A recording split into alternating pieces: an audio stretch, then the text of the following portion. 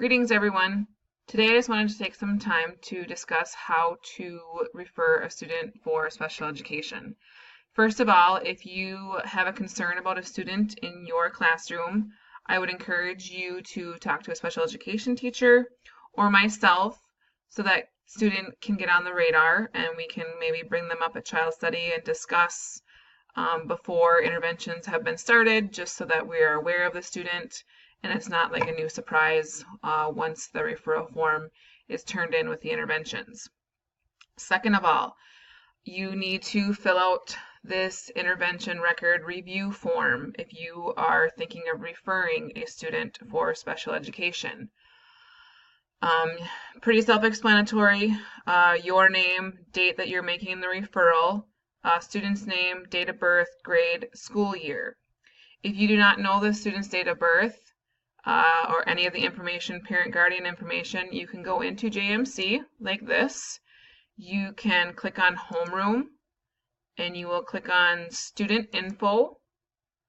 Okay, and then you will type your student's name in here. Actually, it's very important to click this box here that says all students, and then all the students will pop up. You can either type in your student's name or you can search through, and then all the information, address, birth date, all that stuff will show up for the student. Next, you're just going to go through and you are going to check off all the concern areas, ethnicity, what's their primary language, have they passed vision or hearing, yes or no. If you don't know, good resources are either Jill Davis, our school nurse, or Mary Grunwald in the office. I usually just email them and they usually get back to me within a day or so. Next on the form, known medical concerns, mental health concerns.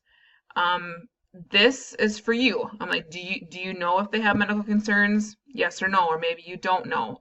Mental health concerns. Just make sure that you fill out the form completely, because the more that it's filled out, it's going to help us in the long run. So just go through these questions and answer them to the best of your ability. Second page on the back, relevant family factors.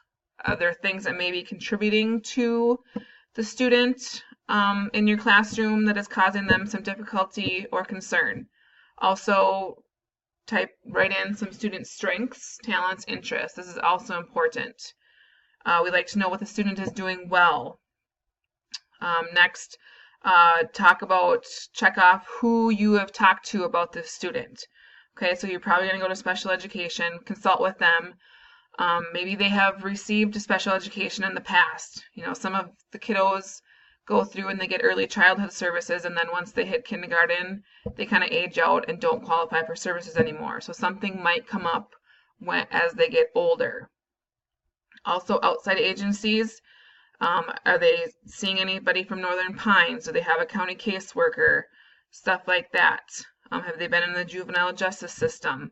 You know, do your research, do the best that you can. I understand that not all of this will be readily available to you, but just do the best that you can to fill this form out as completely as you can, because again, it'll help us in the long run. Also, very important, has the parent or guardian been notified about your concerns regarding this student? I would hope that you would be discussing your concerns with the parent. So this probably should be a yes. I don't want to be the one making the first phone call saying, well, your child's been referred for special education testing. It's very important that the classroom teacher's been in contact with the parent the entire time. Also, before you turn in this form, make sure that you have some interventions going. Interventions need to be at least 6 weeks in duration with at least 12 data points. There may be more than one intervention going at a time. Okay, best practice is to have at least 2 interventions before referring this to child study. Okay, so I've put in some blanks here for listing off the intervention and then the intervention start date. And then you will sign it and date it, and then you'll turn it in to me and with your interventions. And so then we can bring these to child study and discuss the student. Now, just because you refer a student doesn't necessarily mean that they will be going on for special education testing.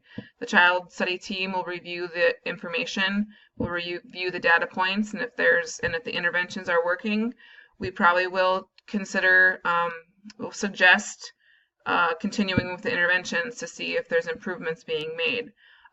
If not, then we will discuss whether or not it's best to test that child. Again, if you have any questions regarding this form, please come talk to me. Also, if you need one of these forms, come to me and I will hand you one, and I will gladly answer any questions that you may have. Thank you very much.